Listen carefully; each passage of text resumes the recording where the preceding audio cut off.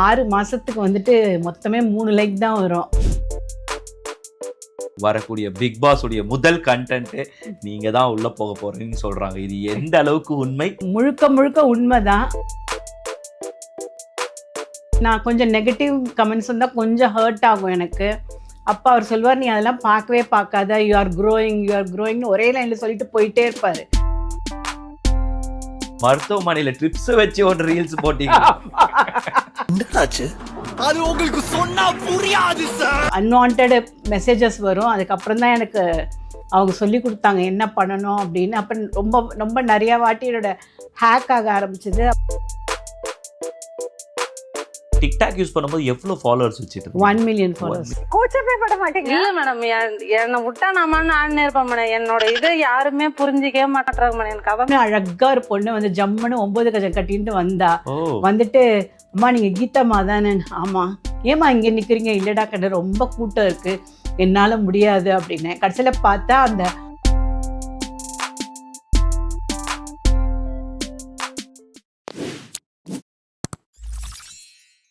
Hi hello white hours நேயர்களுக்கு வணக்கம். இன்னைக்கு நம்ம யாரை பார்க்க வந்திருக்கோன்றது சொல்கிறதுக்கே ரொம்ப சந்தோஷமாக இருக்குது. இன்றைக்கி கீதாம்மா தான் நம்ம கூட இருக்காங்க.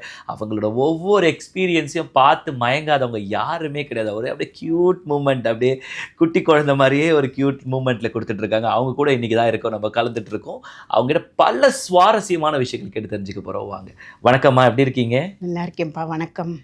உங்களை சந்தித்தது ரொம்ப சந்தோஷம். உங்களோட அந்த மூமெண்ட்டுக்கே நான் பெரிய ஃபேனு. அப்படியே அழகான ஒரு அந்த கண்ணங்கள் ரெண்டும் அப்படியே புஸ்தியா யா சொன்னோன்னே பண்ணி காட்டிங்க. ரொம்ப நன்றிம்மா. எங்கேருந்து இந்த கலை பயணம் தோங்குச்சுமா? ஃபஸ்ட்டு வந்து டிக்டாக்ல இருந்தேன். அப்போ என் பொண்ணு கூட இருந்தா, அதனால் அவளும் நானுமா பண்ணிகிட்டு இருந்தோம்.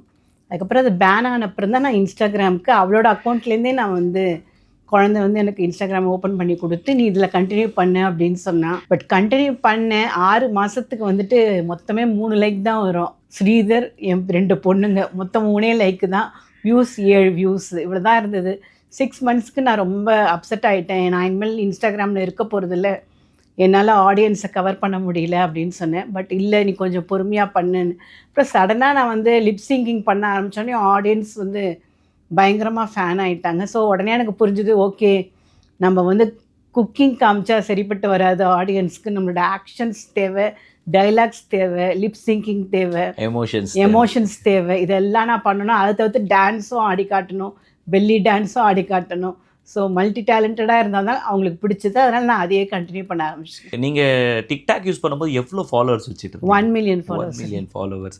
இப்போ கிட்டத்தட்ட இன்ஸ்டாகிராமை திறந்தாலே உங்கள் ரீல்ஸ் இல்லாத இடங்களை பார்க்கவே முடியாது. அதுவும் உங்கள் ரீல்ஸோட நிறைய பேர் வந்து கப்புள் வீடியோஸ் மாதிரிலாம் போட்டிருக்காங்க. பார்க்கும்போது ரொம்ப சந்தோஷமாக இருக்கும். எப்படி இதை வந்து ஃபஸ்ட்டு உங்கள் ஃபேமிலி மெம்பர்ஸ்லாம் பார்க்க ஆரம்பிச்சாங்க? உங்கள் ரிலேட்டிவ்ஸ், உங்கள் வீட்டில் இருக்கவங்க, உங்கள் சிஸ்டர்ஸுங்க? ஆக்சுவலாக சொல்ல போனால் என்னோடய ஃபேமிலியாக என்னோட 2 பொண்ணும், என் ஹஸ்பண்ட், என்னோட 2 மாப்பிள்ளை, இவங்க எல்லாரும் எனக்கு ரொம்ப சப்போர்ட்டிவ். பாக்கி எல்லாருமே இதுக்கு அகெயின்ஸ்ட் தான் ஆஸ் யூஷுவல். பட் நான் யாருக்காகவும் நான் கவலைப்படலை. பிகாஸ் எனக்கு பிடிச்சிருக்கு, நான் பண்ணுறேன், என் ஹஸ்பண்ட் சப்போர்ட் பண்ணுறாரு. So self love is most important. எனக்கு பிடிச்சதுனால நான் பண்ணுறேன். எப்பயுமே வந்து இந்த ஆண்கள் ஒரு விஷயத்தை பெருமையாக சொல்லிப்பாங்க, மனைவி அமைவதெல்லாம் இறைவன் கொடுத்த வரம் சொல்லிட்டு அவங்க சொல்லி ஒவ்வொரு மேடையில் வந்து தன்னை கௌரவப்படுத்திப்பாங்க மனைவி பேரை வச்சு. பட் உண்மையாகவே இந்த இடத்துல வந்து கணவர் அமைவதெல்லாம் இறைவன் கொடுத்த வரம் தான் சொல்லி ஆகணும். கண்டிப்பாக பெரிய விஷயம். அதை ஃபஸ்ட்டு சொல்லுங்கள், சாரை பற்றியும் இந்த மூமெண்ட்டை பற்றியும். அவர் வந்து, நான் கொஞ்சம் நெகட்டிவ் கமெண்ட்ஸ் வந்தால் கொஞ்சம் ஹர்ட் ஆகும் எனக்கு. அப்போ அவர் சொல்வார், நீ அதெல்லாம் பார்க்கவே பார்க்காத, யூ ஆர் க்ரோயிங்னு ஒரே லைனில் சொல்லிட்டு போயிட்டே இருப்பார். அவரில் நீ அதை படிக்காத, எதுக்கு படிக்கிற அப்படிம்பாரு. எனக்கானா அது கொஞ்சம் இதாக இருக்கும். அப்புறம் இப்படியே சொல்லி அவர் தான் என்னோட பில்லரே, அவர் தான் பேக் போன் பில்லரே அவர் தான். ரொம்ப சந்தோஷமா இருக்கு கேட்கும் பொழுதே. முதல் தடவை ஒரு மனைவி வாயிலிருந்து இந்த வார்த்தையை கேட்கறது ரொம்ப சந்தோஷமா இருக்கு. இந்த காலகட்டத்தில் பெண்களை போய் வேணாலும் அப்படியே கோபமாக பார்க்கக்கூடிய பெண்களுக்கு மத்தியில் அவர் தான் பேக் போன் சொல்லி ரொம்ப பெருமையாக இருக்குது கேட்கும் பொழுது. உங்களோட பெண்கள் ஓகே, மருமகன்கள்லாம் இன்னைக்கு நான் என்ன உட்காந்து சாப்பிடும்போது கலாச்சிருக்காங்களா? அவங்கள கண்டிப்பாக கலாய்ச்சது கிடையாது. ரொம்ப சப்போர்ட்டிவாக இருந்திருக்காங்க. அவங்க என்ன சொல்லுவாங்களா, இதை பண்ணுங்க அம்மா, இதை பண்ணுங்க அப்படின்னு சொல்லிட்டு அவங்களே வந்துட்டு எனக்கு இன்னும் மோட்டிவேஷன் பண்ணுவாங்க. நீங்கள் வந்து ரோட்லேயே ஆடணும் டான்ஸு. யூஎஸ் வந்தால் நியூயார்க்கோட பில்லர் பக்கம் ஸ்டாச்சு ஆஃப் லிபர்ட்டி பக்கத்தில் நீங்கள் டான்ஸ் ஆடணும், அது ஃப்ராக் போட்டு ஆடணும் அப்படின்னு சொல்லி எல்லாருமே எனக்கு ரொம்ப கோஆப்ரேட்டிவாக இருக்கிறதுனால தான் இவ்வளோ தூரம் போயின்னு இருக்கு. பட் ஆனால் என்னோட 2 மாப்பிள்ளைங்களும் வந்துட்டு மாப்பிள்ளைங்க இல்லை, என்னோட பையன்தான். ஏன்னா எந்த ப்ராப்ளம்னாலும் நான் அவங்கக்கிட்ட தான் ஷேர் பண்ணுவேன். உடனே எனக்கு அதுக்கு சொல்யூஷன் கொடுப்பாங்க. ஏன்னா எனக்கு ரொம்ப அன்வான்ட் மெசேஜஸ் வரும். அதுக்கப்புறம் தான் எனக்கு அவங்க சொல்லி கொடுத்தாங்க என்ன பண்ணணும் அப்படின்னு. அப்போ ரொம்ப ரொம்ப நிறையா வாட்டி என்னோட ஹேக் ஆக ஆரம்பிச்சது. அப்புறம் அவங்க தான் வந்துட்டு 2 ஃபேக்டர் ஆத்தென்டிகேஷனும் மாப்பிள்ளை தான் பண்ணி கொடுத்தாரு. ஓ நைஸ். கேட்கும்போது ஒரு குடும்பமாக சேர்ந்து ரீல்ஸ் போடுறீங்க. அது ஒவ்வொரு சாங்ஸ் எல்லாம் எப்படி ப்ரிப்பேர் பண்ணுவீங்க? இந்த சாங்ஸ் போடணும்னு உட்காந்து பேசி எதனா யார் இதுக்கெல்லாம் கோரியோகிராஃபரு? எதுவுமே நான் வந்து ப்ரிப்பேர் பண்ண மாட்டேன். எனக்கு என்ன தோணுதோ அதை நான் பண்ணுவேன். எந்த லிரிக்ஸ் எனக்கு அந்த டைமுக்கு ஆன் த ஸ்பாட்டில் வருதோ அப்போ தான் நான் பண்ணுவேன். ஏன்னா எனக்கு கரெக்டாக 2 to 3 தான் எனக்கு டைம் கொடுத்துருக்காரு இவர். அதுக்கப்புறம் ரீல்ஸ் பண்ண முடியாது. ஏன்னா எனக்கு என்னோடய வாக்கிங் போகணும், என்னோடய வெஜிடபிள் வாங்க போகணும், என்னோட நிறையா சோஷியல் ஒர்க்குக்கு நான் போயாகணும். அதனால் எனக்கு அந்த டைமுக்குள்ளே பண்ணணுன்னா நான் உட்காந்து ஸ்வைப் பண்ணிகிட்டு இருக்க முடியாது. எது வருதோ அதை டக்குன்னு பண்ணிட்டு போயிட்டே இருப்பேன். சில நாள் வெறும் லிப்சிங்கிங்காக பண்ணிட்டு இருப்பேன், அப்போ லிப்சிங்கிங்கோட வீடியோஸாக வரும். சில நாள் வந்துட்டு டான்ஸ் ஆடுவேன், டான்ஸ் வீடியோஸாகவே வரும், அப்போ டான்ஸ் ஆடிட்டே இருப்பேன். பட் எல்லா ஸ்டெப்ஸுமே நானே ஓனாக தான் பண்ணுறேன். நான் எதுவும் யாரும் எனக்கு சொல்லித் தரதும் இல்லை, கொரியோகிராஃபரும் இல்லை. உண்மையாகவே கீதா அம்மா யார்? ஒரு குக் பண்ணக்கூடிய ஒரு ஷெஃபா, இல்லை ஒரு ஹவுஸ் ஒய்ஃபா, ஒரு செலிப்ரிட்டியா, இல்லை டீச்சரா? எப்படி வேணாலும் சொல்லலாம். மல்டி டேலண்டட் உமன் சொல்லலாம் அதுக்கு பதிலாக. அண்டு நான் வந்து ரொம்ப பெருமைப்படுறது வந்து எல்லா கிரெடிட்டுமே என் ஹஸ்பண்டுக்கு தான் போகும். ஆக்சுவலாக நீங்கள் எதுவாக இருக்கிறதுக்கு ரொம்ப பெருமைப்படுறீங்க? ஒரு ஆசிரியராக இருக்க பெருமைப்படுறீங்களா, இல்லை சமையல் பண்ணி எல்லாருக்கும் மகிழ்விக்கிற ஒரு அன்னபூர்ணியாக இருக்கிறதுக்கு பெருமைப்படுறீங்களா, இல்லை எல்லாரையுமே வந்து அபிநய சரஸ்வதியாக ஆடி மகிழ்விக்கிறதுல வந்து சந்தோஷப்படுவீங்களா? நான் அவருக்கு முதல் வைஃபாக இருக்க ஆசைப்படுறேன், அவர் எனக்கு முதல் புருஷனாக இருக்க ஆசைப்படுறேன். அது போதும் எனக்கு. கேட்கும் போதே ரொம்ப சந்தோஷமாக இருக்குது. பொது வெளியில் போகும்பொழுது மக்கள் உங்களை ஐடென்டிஃபை பண்ணுறதெல்லாம் விண்டா, அந்த நேரத்தில் எப்படி ஃபீல் பண்ணுவீங்க உங்களுக்குள்ள? எனக்கு ரொம்ப பிடிக்கும் அது. நான் வந்து வெயிட் பண்ணி அவங்களோட ஃபோட்டோ எடுத்துப்பேன், எல்லாம் பண்ணுவேன். அது அவங்களுக்கு ரொம்ப நம்பவே முடியாது. அவங்களால அம்மா வந்துட்டு இவ்வளோ இதுவாக இருப்பாங்கன்னு அவங்களுக்கு எதிர்பார்க்கவே முடியாது. நான் உடனே நம்பர் எடுத்துக்கோ, நீ எனக்கு அந்த ஃபோட்டோவை அனுப்பு, எனக்கும் அனுப்பு அப்படிலாம் சொல்கிறச்சு அவங்களால எதிர்பார்க்கவே முடியாது. ஆனால் நான் இவ்வளோ நிறைய எக்ஸ்பீரியன்ஸ் ஆனாலும் ஒரு ரீசெண்டான ஒரு எக்ஸ்பீரியன்ஸ் நான் ஷேர் பண்ண விரும்புகிறேன். சொல்லுங்கம்மா. நாங்கள் வந்துட்டு திருச்சியில் வந்துட்டு ரங்கநாத சுவாமிகளை பார்க்குறதுக்கு போனோம். நாங்கள் அதை பார்த்ததே கிடையாது. நிறைய பேர் சொன்னாங்க ரொம்ப பெரிய இது, ரொம்ப அழகாக இருக்கும் பார்க்க. அப்போ நான் இவரும் போனோம். கூட்டம் வந்து இதாகிடுது. நான் சொன்னேன் நான் வரலைங்க, நீங்கள் மட்டும் போயிட்டு வாங்க. நான் யானை பக்கத்துலேயே நின்றுட்டேன். அப்போ ஒரு பொண்ணு, அழகாக ஒரு பொண்ணு வந்து ஜம்முன்னு 9 கஜம் கட்டின்ட்டு வந்தா. வந்துட்டு அம்மா நீங்கள் கீதாம்மா தானே? ஆமாம். ஏம்மா இங்கே நிற்கிறீங்க? இல்லைடா கடை ரொம்ப கூட்டம் இருக்குது, என்னால் முடியாது அப்படின்னேன். கடைசியில் பார்த்தா அந்த கோவில் பட்டாச்சாரியாரோட மாட்டு பொண்ணு. டைரக்டாக சங்கிலியை கைது பண்ணா, நேராக அழிச்சுன்னு போயிட்டா, சாமிக்கிட்டே கூட்டின்னு போயிட்டா. அது பயங்கரமான ஒரு ஸ்ரீரங்கநாதரே லைன்ல நிக்காம போய் ரங்கநாதரை தரிசனம் பண்ணிட்டு ஃபேன்னா இப்படி இருக்கணும், எதிர்பார்க்காத ஒரு விஷயம் இது. எனக்கு வேற எதனா நெகிழ்ச்சியான சம்பவங்கள் நடந்திருக்கா ஃபேன்ஸ் மூமெண்ட்ல? நிறையானா வந்துட்டு எனக்கு நிறைய பேர் வந்து சப்போர்ட்டிவாக இருப்பாங்க. நிறைய பேர் மெசேஜ் அனுப்புவாங்க, நீங்கள் வந்து ஹாஸ்பிட்டலில் இருக்கீங்கன்னு பார்த்தேன், நீங்கள் கவலைப்படாதீங்க, நாங்கள்லாம் இருக்கோம், நீங்கள் அழாதீங்க, நீங்கள் அழுதா எங்களுக்கும் அழுக வருது. நிறைய பேர் ரொம்ப இப்போ கூட இல்லை, எனக்கு கிட்டத்தட்ட ஒரு 568 ஃப்ரெண்ட்ஸ் இருக்காங்க. ஏன்னா எல்லாரோடையும் நான் நம்பர் ஷேர் பண்ணும்படியாக எடுத்து. ஏன்னா அவங்க எல்லாருமே ட்ரூவாக இருக்காங்க, யாரும் ஃப்ளர்ட் பண்ணலை, எல்லாமே பொண்ணுங்க தான். எது பண்ணுறதுக்கு முன்னாடி என்னை கேட்பாங்க. இப்போ கூட இவர்கிட்ட நான் சொன்னேன், என்ன சொன்னேன்னா, இந்த மாதிரி செப்டம்பர் மாதம் ஒரு இன்ஸ்டா ஃபேனுக்கு கல்யாணம், நம்ம இங்கே இருந்தோன்னா கண்டிப்பாக அட்டன் பண்ணணும் அப்படின்னு சொன்னேன். ஏன்னா இதுதான் என்னோட சொந்தங்கள். கண்டிப்பாக என் கல்யாணத்துக்கும் வரணும் நீங்கள். கண்டிப்பாக நிச்சயமாக வருவோம். கேட்கும்போது ரொம்ப சந்தோஷமாக இருக்குது. உண்மையாகவே வந்து இந்த சமூகம் வந்து உங்களை எப்படி பார்க்குதுன்னு நினைக்கிறீங்க? சமூகத்துக்கு நீங்கள் சொல்ல வேண்டிய விஷயங்கள் ஏதாவது இருக்குதா இந்த நேரத்தில்? இப்போ நீங்கள் ஒரு லெவலில் வந்திருக்கீங்க. நான் சமூகத்துக்கு என்ன சொல்ல வரேன்னா, தப்பாக எடுத்துக்காதீங்க. வந்து யார் வேணாலும் கழுவி ஊற்றட்டும், யார் வேணாலும் நெகட்டிவ் கமெண்ட்ஸ் போடட்டும், ட்ரோல் பண்ணட்டும், என்ன வேணால் பண்ணட்டும், எனக்கு பிடிச்சிருக்கு நான் பண்ணுறேன். அதே மாதிரி உங்களுக்கு பிடிச்சதுன்னா நீங்கள் பண்ணுங்கள்.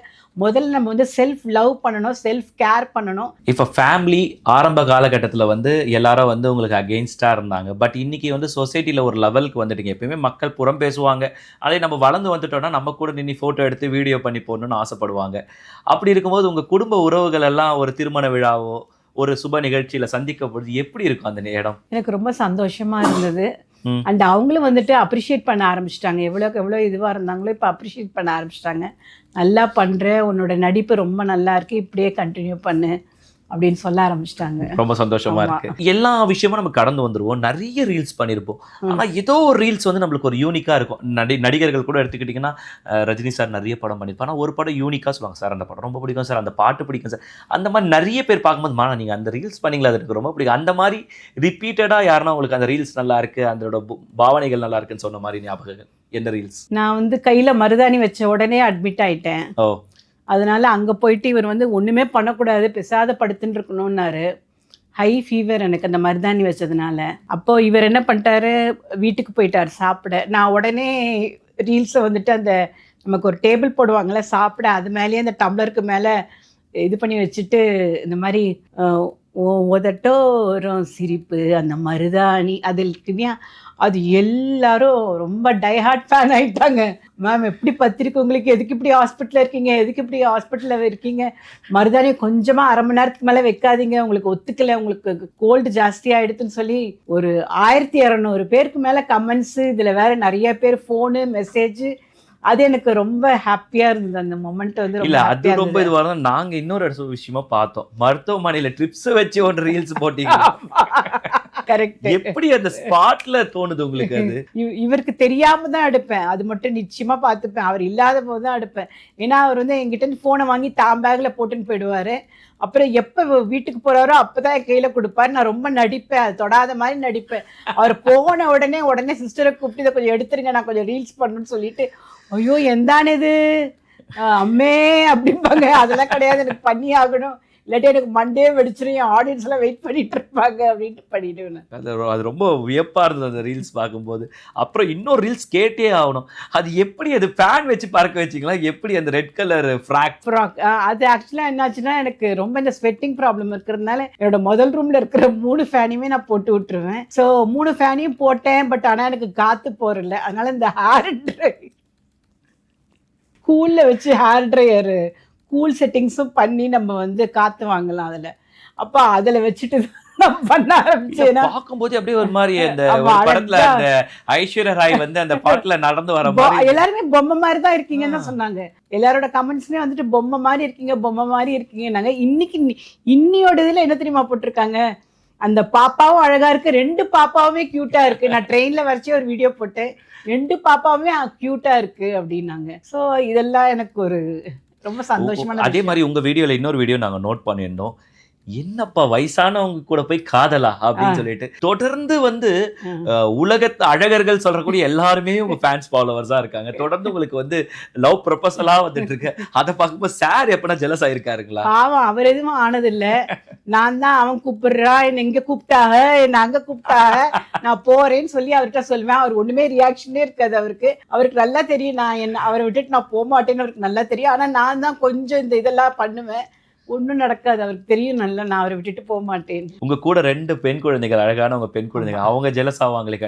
கண்டிப்பா ஜெலஸ் ஆனாங்க. எதுக்குன்னா என்ன மாதிரி அவங்களுக்கு கண்ணு வரல, என்னோட கண்ணு வரல, அண்ட் என்னோட குழி வரல, அண்ட் என்னோட சிரிப்பு வரல, அண்ட் வரிசையான பற்கள் வரல. அது அவங்க 2 பேருக்குமே பயங்கர இது. அண்ட் 2 மாப்பிள்ளையும் வேற, உங்க அம்மா பாரு எவ்வளவு அழகா இருக்கா பாரு, இந்த வயசுல ஸ்கின் எப்படி க்ளோவா இருக்கு பாரு, எவ்வளோ அழகா இருக்காங்க பாருன்னு 2 பொண்ணுமே ஃபோன் பண்ணி சொல்லுவாங்க, நாங்கள் பிளாக் பண்ணிட போகிறோம் இன்னைக்கே ஒன்று. ஏன்னா நீ தான் எங்களுக்கு எதிரி, எல்லாம் வெளியிலேருந்து வருவாங்க எங்களுக்கு, பட் நீ தான் எங்களோட முதல் எதிரி அப்படின்னு. அண்ட் அதை விட பயங்கரமான ஒரு விஷயம், 2 பொண்ணுங்க தான் என் மாப்பிள்ளைக்கு ப்ரப்போஸ் பண்ணாங்க. ஆனால் எனக்கு எல்லா பையன்களும் எனக்கு ப்ரப்போஸ் பண்ணுறதுனால டோட்டலாக என் இன்ஸ்டாகிராமை நாங்களே ஒன்று இது பண்ண போகிறோம்னு சொன்னாங்க, பிளாக் பண்ண போகிறோம் அப்படின்ட்டு. இப்போ இந்த இடம் வந்து ஒரு க்யூட்டான ஒரு லவபிள் மூமெண்ட். உங்களுக்கு இவ்வளோ ப்ரொபோசல் வந்திருக்கலாம், அவங்களுக்கெல்லாம் பதில் ப்ரொபோசல் இப்போ நீங்கள் தரப்போறீங்க. எப்படி தரப்போறீங்க, எந்த பாடல் மூலியமா தரப்போறீங்க? இப்போ ரீசெண்டாக ஒரு வாரம் முன்னாடி வா ஓடி போயிடலாம் அப்படின்னு சொல்லி ஒருத்தர் கேட்டிருந்தாரு. மாமி நான் ரெடியாக இருக்கேன், நீங்கள் வந்து நான் வந்து கமெண்ட்டுக்காக எழுதுறேன்னு நினைக்காதீங்க, நான் உங்களை ரொம்ப மனசார காதலிக்கிறேன், நான் உங்களை ரொம்ப நல்லா வச்சுப்பேன், வாங்க ஓடி போயிடலாம் அப்படின்னு சொன்னார். நான் உடனே என்ன பண்ணேன், அதை எடுத்து அந்த ஸ்க்ரீன்ஷாட் எடுத்து மேலே போட்டுட்டு, போவோமா ஊர்கோலம் 6 வயசு பாட்டியை கேட்குறியேடா அப்படின்னு கேட்டேன். எல்லாரும் பாட்டி உங்களையும் விடலையா, பாட்டி உங்களையும் விடலையா அப்படின்னு. இப்போ ஆர்டிஸ்ட் ட்ரெண்டிங்காக போயிட்டு இருக்கு. வரக்கூடிய பிக் பாஸ் உடைய முதல் கண்டென்ட் நீங்க தான் உள்ள போக போறீங்கன்னு சொல்றாங்க. இது எந்த அளவுக்கு உண்மை, எந்த அளவுக்கு போய்? முழுக்க முழுக்க உண்மைதான். ஆனா நான் போற மாதிரி இல்லை. நாங்கெல்லாம் எதிர்பார்த்துட்டு இருக்கோம் நீங்க உள்ள போனோம் இல்லை உங்களோட. அப்படிதான் நினைச்சேன் நானும். பட் வந்துட்டு எல்லாமே ஸ்கிரிப்டடாக இருக்கு. ஓ. அந்த இமேஜை டேமேஜ் பண்ணி தான் நான் வெளியே வருவேன். எனக்குன்னு ஒரு இமேஜ் இருக்கு ஆடியன்ஸ் கிட்ட. நான் நல்லா ஐட்டம் சாங்ஸும் பண்ணுவேன். ஆடியன்ஸ் வந்து அதையும் என்னை நல்லா சப்போர்ட் பண்ணாங்க. அண்டு அந்த மாதிரி வந்து அம்மா வந்து ஐட்டம் சாங்ஸும் பண்ண முடியும், அழவும் முடியும், சிரிக்கவும் முடியும், டைலாக்கும் பேச முடியுங்கிற ஒரு அம்மா வந்துட்டு பிக் பாஸ்குள்ளே போகக்கூடாதுன்னு எனக்கு ஆடியன்ஸே எல்லாரும் மெசேஜ் அனுப்ப ஆரம்பிச்சிட்டாங்க. நீங்கள் போகாதீங்க, நீங்கள் இப்படியே இருங்க, எப்பவும் இதே மாதிரி ஹாப்பியாக இருங்க அப்படின்னு. என்றும் இளமை என்றும் 16. அவ்வளோதான். எதனா ஒரு டைலாக் நம்ம பேசும்பொழுது உங்களே அறியாம இன்னைக்குனா ஒரு ஃபீல் ஆகும்ல, அந்த மாதிரி டைலாக் என்ன இருக்குங்களா? அந்த இதை வந்து திருப்பி என்னை பண்ணி காட்ட சொன்னாங்க என்னோட ஆடியன்ஸு.